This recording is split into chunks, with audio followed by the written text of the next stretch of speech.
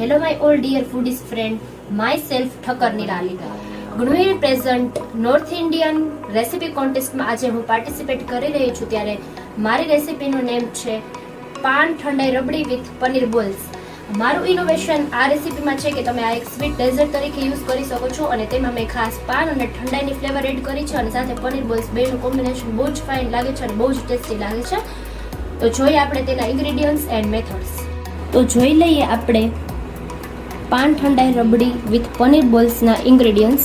First આપણે 2 big bowl દૂધ લીધેલું છે, 1 બાઉલ ખાંડ, નાગરવેલના પાનની પેસ્ટ છે અને પનીર બોલ્સ છે.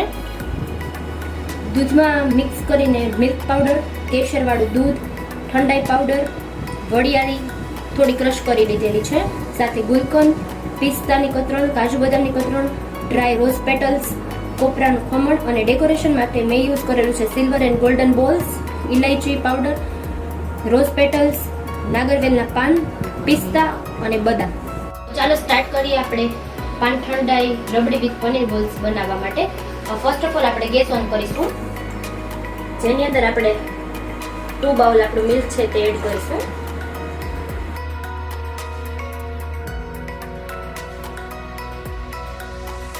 હવે આ દૂધને આપણે એકદમ જ ઉકળવા દેવાનું છે, જ્યાં સુધી એ હાફ કન્સિસ્ટન્સી થાય ત્યાં સુધી, અને રબડી ફોર્મમાં એટલે એકદમ જ જાડું થાય ત્યાં સુધી આપણે તેને ગરમ કરીશું. આ રીતે દૂધને આપણે એકદમ સ્લો ફ્લેમ ઉપર હલાવતા રહેવાનું છે અને ઉકળવા દેવાનું છે. તમે જોઈ શકો છો કે દૂધ એકદમ ઉકળવા માંડ્યું છે. હવે તમે જોઈ શકો છો કે આપણું રબડી માટે જે દૂધ આપણે ઉકળવા મૂક્યું હતું તે ખૂબ જ ઉકળી ગયું છે અને થોડું સ્ટીકી આપણને જેવું ફોર્મ જોઈએ છે તેવું ફોર્મ ધીમે ધીમે આવવા માંડ્યું છે.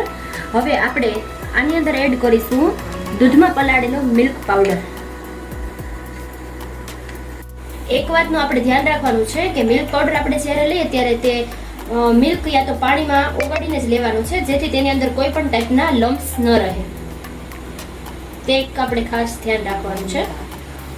હવે થોડી વાર વચ્ચે આપણે આ દૂધને ઉકળવા દઈશું. દૂધ આપણું એકદમ જ ઉકળી ગયું છે. હવે આપણે તેની અંદર એડ કરવાનું છે આપણી ફ્લેવર.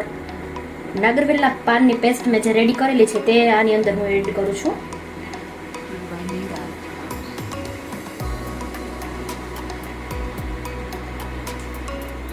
તમને જે વાઇઝ ફ્લેવર ગમે, સ્ટ્રોંગ ગમે તો થોડું વધારે અને લાઇટ ફ્લેવર ગમે તો એ વાઇઝ તમારે એડ કરી શકો છો. મેં અત્યારે 5 to 6 ટેબલ સ્પૂન જેટલી પેસ્ટ એડ કરી છે. હવે આ બધી વસ્તુને હજી થોડી વાર ઉકળવા દેવાની છે. જો તમે જોઈ શકો છો કે તેનો કલર એકદમ લાઇટ ગ્રીન લાગે છે. હવે આ બધું મિક્સઅપ થઈ ગયું છે. હવે આપણે તેની અંદર એડ કરવાની છે ખાંડ. મેં અત્યારે 1 બાઉલ જેટલી ખાંડ લીધી છે તે હું એડ કરું છું.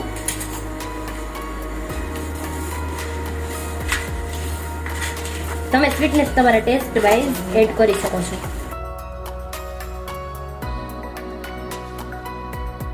હવે ખાંડ એકદમ ઉકળી જાય અને બધું સરસ રીતે મિક્સ થઈ જાય ત્યાં સુધી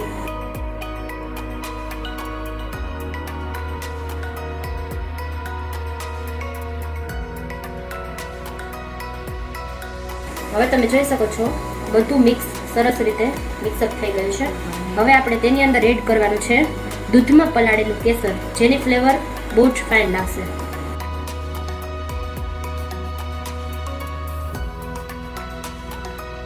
હવે આપણે આની અંદર આપણી મેઇન ફ્લેવર એટલે કે ઠંડાઈ પાવડર એડ કરવાનો છે. હું અત્યારે હોમમેડ યુઝ કરું છું. આપણી પાસે હોમમેડ ન હોય તો તમે બજારમાં માર્કેટમાંથી શોપ કરીને પણ અંદર એડ કરી શકો છો. કાજુ, બદામ, પિસ્તા, સૂકી ગુલાબની પાંદડી, વરિયાળી અને આપણા જે મસાલાના તીખા આવે છે તે બધા ઇન્ગ્રેડિયન્ટ્સને મેં ક્રશ કરીને આ પાવડર રેડી કરેલ છે. તે હવે આપણે એડ કરીશું ઠંડાઈ પાવડર. આપણી મેઇન ફ્લેવર છે જે બહુ જ સરસ લાગે છે.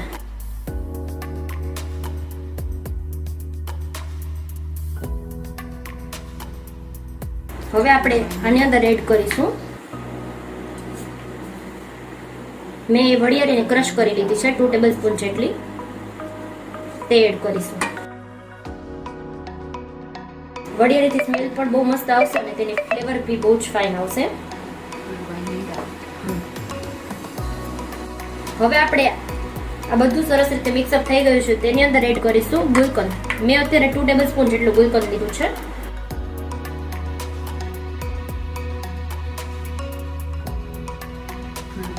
જોઈ શકો છો કે આપણું આ જે રબડી ટાઈપનું જે ટેક્સચર છે તે ધીમે ધીમે આવવા જ માંડ્યું છે. હવે આપણે તેની અંદર એડ કરીશું ડ્રાય રોઝ પેટલ્સ, જેની ફ્લેવર બહુ જ ફાઇન લાગશે અને એનો કલર બી બહુ જ સરસ લાગશે.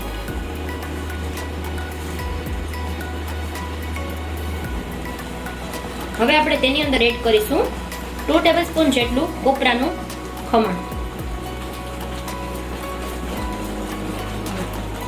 હવે આપણે એડ કરીશું ઇલાયચી પાવડર, જેની સ્મેલ બહુ મસ્ત આવશે અને તેની ફ્લેવર પણ બહુ જ ફાઇન આવશે ટેસ્ટ વાઇઝ. અને લાસ્ટમાં આપણે એડ કરવાના છે ડ્રાય ફ્રૂટ્સ.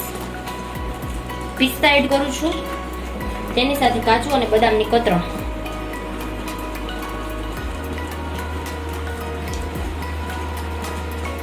હવે 2 મિનિટ માટે બધું મિક્સઅપ થઈ જાય. તમે જોઈ શકો છો કે આપણું ફોર્મ એકદમ જ થીક થઈ ગયું છે રબડી સ્ટાઇલ,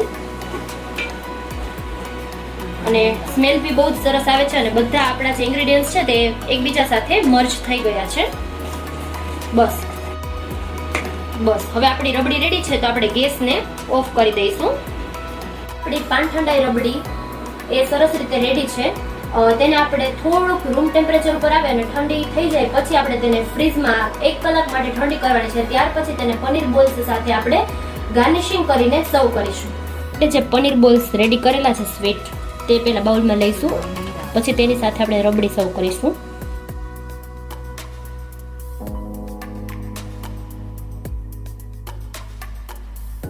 તો આપણે લોકોએ આ વિડીયોમાં જોયું કે આ આપણું એક sweet dessert north Indian dish ready કરી, પાન ઠંડાઈ રબડી વિથ પનીર બોલ્સ, જે ખૂબ જ ટેસ્ટી લાગે છે. અને અત્યારે સ્પેશિયલી આ ઉનાળામાં આ સ્વીટ તમે સર્વ કરી શકો છો અને ફેસ્ટિવલમાં બી સર્વ કરી શકો છો.